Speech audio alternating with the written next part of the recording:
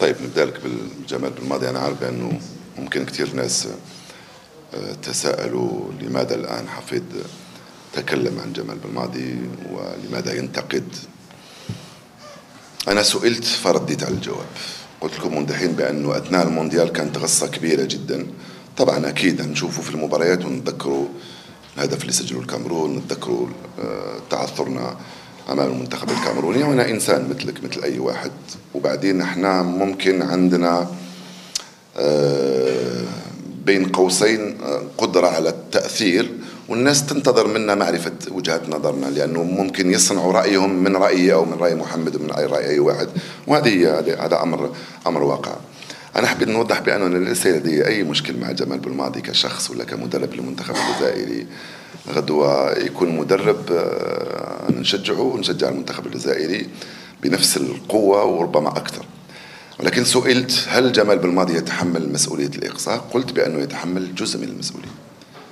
أتحدى من يقول لي بأن جمال بالماضي لا يتحمل جزء من المسؤولية، كما اللاعبين، كما الاتحادية، كما ممكن حتى الإعلام، ممكن حتى احنا تحملوا جزء من المسؤولية على درجات. إذا حبينا نقدس الرئيس أو الوزير أو السفير أو المدرب لهذه الدرجة، فأعتقد بأنه يجب أن نتجاوز هذا الأمر كمجتمع. إذا حبينا نتطوره، وإذا حبينا نتغيره، إذا حبينا يكون فيه تحول في المجتمع الجزائري، يجب أن نخرج من هذه القداسات. يتحمل جزء من المسؤولية مثل كما كان له الفضل في إنجاز 2019. تتذكروا جيدا المنتخب كان مدمر آنذاك، وجد منتخب في حالة يرثى لها، فتمكن في ظرف 8 أشهر من إعادة بناء. بالنسبة للاستقرار من عدمه على مستوى الاتحاد، هو الاستقرار بالمطلق مليح في كل شيء، بما في ذلك في جمال بالماضي يعني مش، ولكن كان استقرار من استقرار.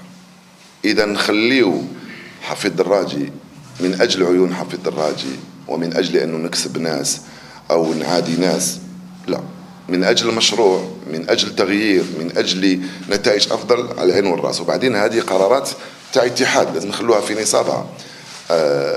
إذا على مستوى الجمعية العامة الاتحاد شافوا، ولو أنه أنتم تعرفين بأنه مش فقط الجمعية العامة اللي تقرر، أنا ضد تدخل السلطة في تعيين رؤساء الاتحادات، صدقني والله. ولو كنت أنا ما تقدرش أنت تبقى وزير أو مدرب وأنت عارف بأنه مش قادر أو ما قدرتش أو أخفقت.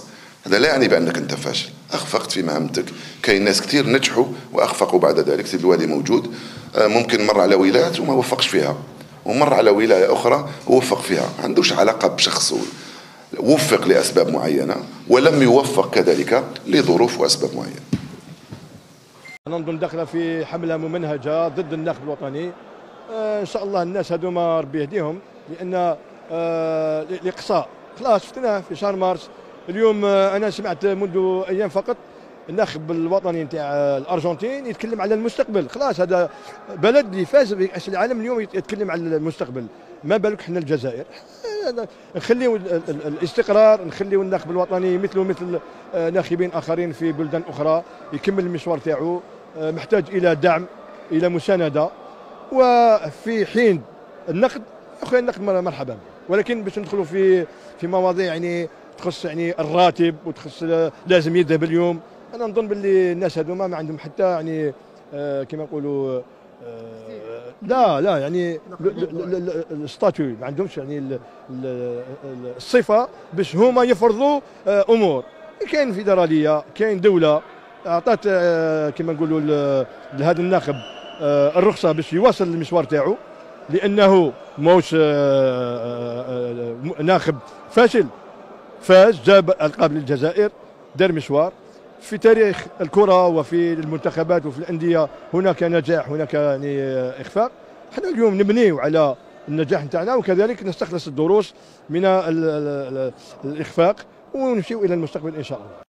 وهنا في الآخر خاوتي نعطيكم الرد تاع رئيس لجنة تنظيم الشان، وهو قال باللي أنه الجزائر مسؤولة على المنتخبات المشاركة في الشان فقط في داخل الجزائر في أمور التنقلات وكذا. ثم جاوبوا قانونيا قالوا باللي انت كل بلدان تجي وحدها، مش احنا اللي نوفروا لها الطائرات أو كذا، ولكن في داخل الجزائر نحن من مسؤولون على تنقلكم من الملاعب وكذا. والسلام عليكم.